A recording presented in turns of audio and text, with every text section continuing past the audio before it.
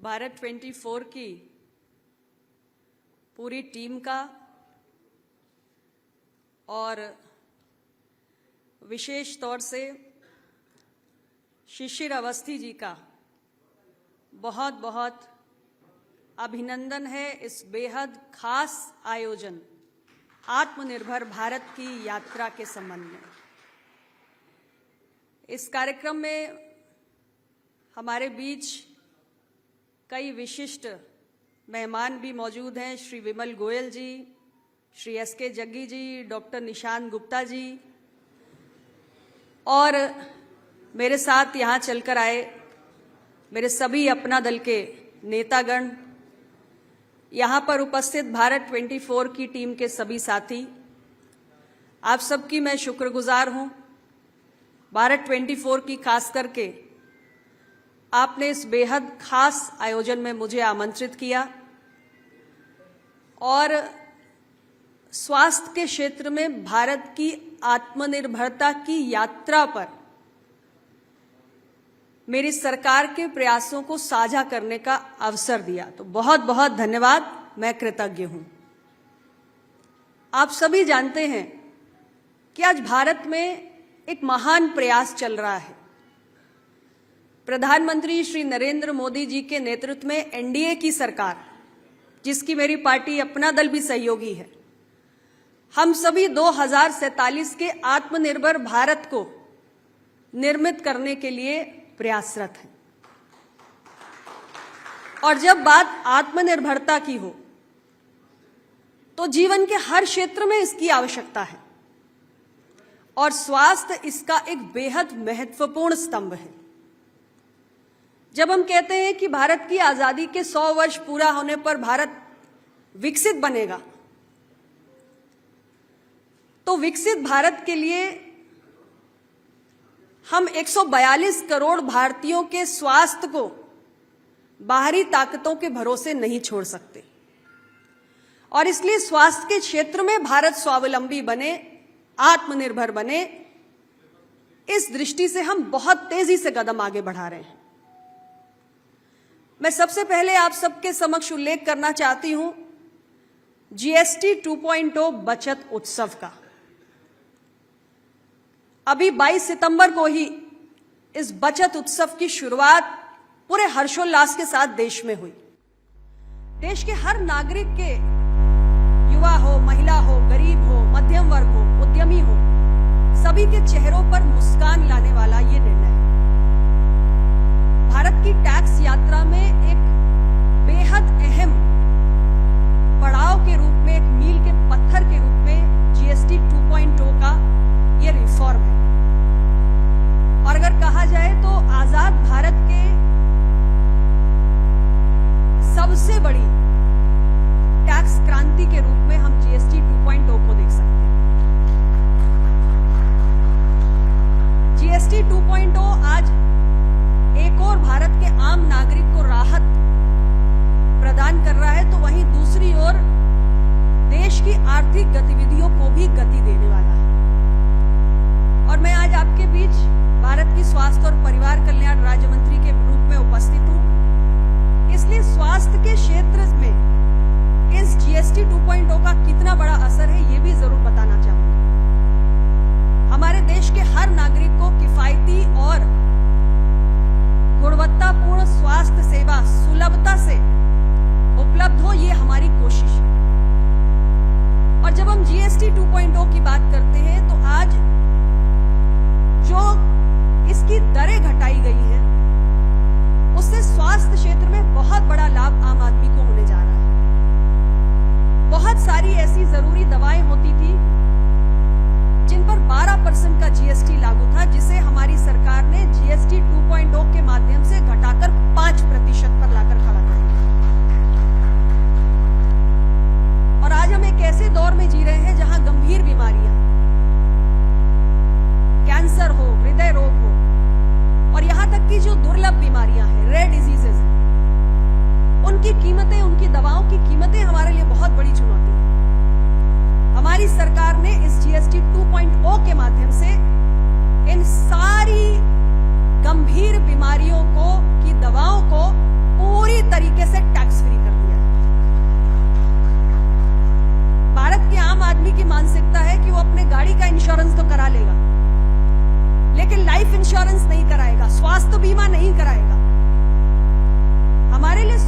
भारत कोई स्लोगन, एक नारा मात्र नहीं है। हमारे लिए ये हमारी नैतिक प्रतिबद्धता है।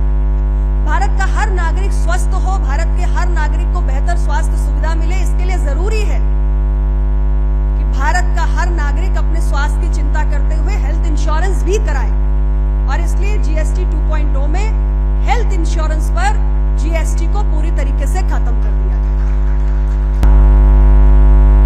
ये बहुत जरूरी हो गई क्योंकि बहुत सारे लोग, एक बहुत बड़ा वर्ग हमारी आबादी का स्वास्थ्य सेवा महंगी है इसलिए इलाज से वंचित रह जाता है। हमारी सरकार ने ऐसे तमाम प्रयास किए कि जिससे स्वास्थ्य सेवा किफायती बने, अफोर्डेबल हेल्थ केयर। प्रधानमंत्री जन आरोग्य योजना ऐसा ही एक प्रयास है। 5 लाख रुपए का दुनिया का सबसे बड़ा हेल्थ एश्योरेंस प्रोग्राम है। 5 लाख रुपए के मुफ्त इलाज की सुविधा आज देश के गरीब आदमी को भी उपलब्ध है, 70 वर्ष या उससे अधिक के बुजुर्ग को भी उपलब्ध है, आशा आंगनवाड़ी को भी उपलब्ध है और 1 करोड़ जो हमारे गिग वर्कर्स हैं उनको भी उपलब्ध है। और इसी प्रकार चाहे प्रधानमंत्री जन औषधि केंद्र हो, अमृत फार्मेसी हो, मुफ्त जांच और मुफ्त दवा, फ्री ड्रग्स एंड डायग्नोस्टिक्स का कार्यक्रम हो, या फिर प्रधानमंत्री राष्ट्रीय डायलिसिस कार्यक्रम, ये सारे हमारे प्रयास अफोर्डेबल हेल्थ केयर की दिशा में। और जीएसटी 2.0 का जो बचत उत्सव चल रहा है उसमें भी मैंने आपको बताया अफोर्डेबल हेल्थ केयर की जो यात्रा है उसमें एक नई कड़ी जोड़ने का काम जीएसटी 2.0 रिफॉर्म ने किया। हमारे देश में कोने कोने में डॉक्टर्स उपलब्ध हो, नर्सिंग स्टाफ उपलब्ध हो और खास तौर से विशेषज्ञ डॉक्टर्स उपलब्ध हो, यह लंबे समय से एक चिंता का विषय बना हुआ है। और तमाम सरकारें आई गई लेकिन किसी ने बहुत इस विषय पर गंभीरता नहीं दिखाई। मुझे आपके इस मंच से कहते हुए गर्व है कि हमारी सरकार ने जब विकसित भारत की कल्पना की तो एक ऐसे भारत की कल्पना की जहां डॉक्टर्स की कमी ना हो, नर्सिंग स्टाफ की कमी ना हो, स्पेशलिस्ट डॉक्टर्स की कमी ना हो। और इसलिए इन 11 वर्षों में देश में बड़े पैमाने पर मेडिकल कॉलेजेस स्थापित किए गए। देश में all India institute of medical sciences की संख्या बढ़ाई गई। मेडिकल कॉलेजेस 380 से बढ़कर 787 हो गए। All India institute of medical sciences की संख्या 7 से बढ़कर आज 23 हो गई।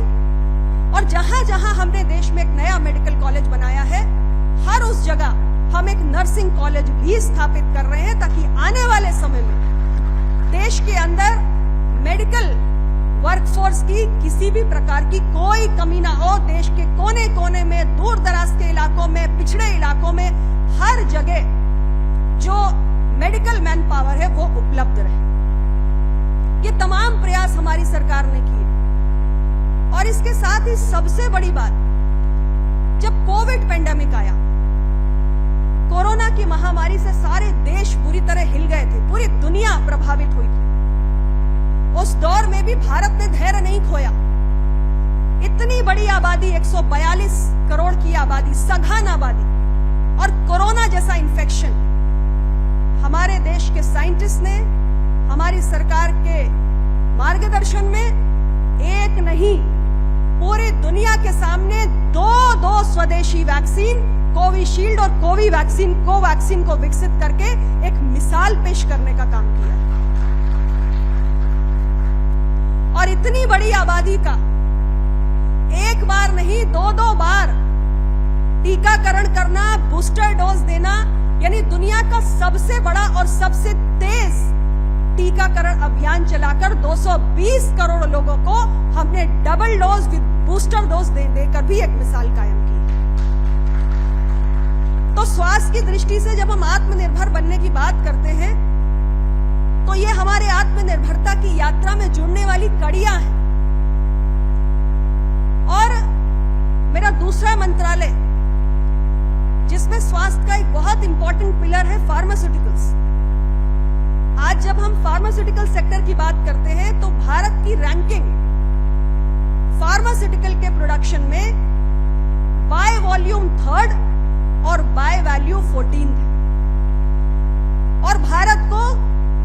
फार्मेसी ऑफ द वर्ल्ड कहा जाता है, दुनिया का दवाखाना है। इसलिए क्योंकि पूरी दुनिया में जो 20% जेनेरिक दवाएं हैं वो भारत से सप्लाई की जाती है, भारत की फार्मास्यूटिकल इंडस्ट्रीज को बनाकर तैयार करती है।